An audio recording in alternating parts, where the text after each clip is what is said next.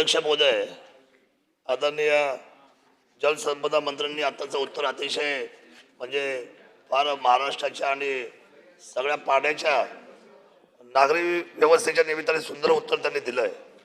परंतु मला त्यांना एक गोष्ट सांगायची आहे अध्यक्ष महोदय, या धरणाच्या पाण्याचे जे साठे आहेत आता दिवसेंदिवस जे पाणी वितरणाच्या भूमिकेला संलग्न आहेत, यातला एकही गाळा अजूनपर्यंत काढण्यात आलेला नाही. आज ज्या वेळेला शेतकरी आम्हाला विचारणा करतो की आमची संपूर्ण ज्या वेळेला वेळोवेळी जे काही समजा गाळयुक्त धरणामधून आम्हाला गाळ काढून ज्या शेतामध्ये आणायचं आहे, आपण जलसंपदा म्हणतात की आपण तो गाळ काढायला अडचण नाही कारण पाणी साठा वाढेल. पण दुसऱ्या बाजूला महसूल खातं असं म्हणतंय की याच्यामध्ये सुस्पष्ट अशी निविदा आलेली नाही. आणि मी आपल्याला मंत्री महोदय आपल्या वारंवार अहिल्यानगरला पण बैठक झाल्या, पुण्याला पण बैठक झाली.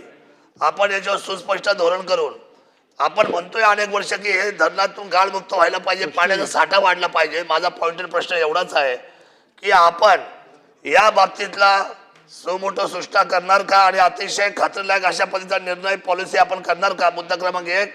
आणि त्याच अनुषंगाने आपण वडदच्या बाबतीमध्ये आमचा उजवा कालवा जो आहे त्या उजवा कालव्याला आपली मंजुरी आहे, परंतु तो सुप्रमा अडकलेला आहे. त्या सुप्रमाच्या बाबतीमध्ये शासन कॅबिनेटमध्ये लवकर निर्णय घेईल का, हे दोन्ही गोष्टी अतिशय आपल्याशी निगडीत आहेत आणि त्या शेतकऱ्यांशी सुद्धा महत्वाच्या विषयावर आहे. अध्यक्ष महोदय, हे गोष्ट बरोबर आहे की सध्या सरकारच्या समोर जे धोरण आपण गाळ निष्कासनचं आपण करत होतो, ज्यामध्ये उजनी आहे, जायकवाडी आहे, मुळा आहे किंवा आपले असे काही छोटे धरणं आहेत कुकडीमध्ये. अध्यक्ष महोदय, आता प्रस्ताव अंतिम टप्प्यात आहे. मला वाटतं ह्या येणाऱ्या मंत्रिमंडळापुढे आमचा तो प्रस्ताव घेण्याचा आमचा प्रयत्न आहे. निश्चितपणे मला वाटतं 1 महिनाभरामध्ये ते धोरण जाहीर होईल आणि मग आपला अधिक पाण्याचा साठा निर्माण त्याच धरणामध्ये निर्माण करण्याचा आमचा त्या निमित्तानं प्रयत्न आहे. कारण शेवटी नवीन धरणं बांधायला मर्यादा आहे. 1 TMC पाणी निर्माण करायला 1000 कोटी रुपये खर्च येतो. हेच धरणातलं जर पाणी अतिरिक्त गाळ काढून जर क्षमता वाढली तर निश्चितपणे त्या भागातल्या शेतीला शाश्वती मिळेल, वाढत्या शहरीकरणाला पाणी देता येईल. दुसरा मुद्दा जो आपण कालव्याच्या संबंधित मांडलेला आहे, मला वाटतं ती कार्यवाही आता आपल्याकडे पिंपळगाव जोग्याची कामी कारवाई सुरू केलेली आपल्याच मतदारसंघात आहे.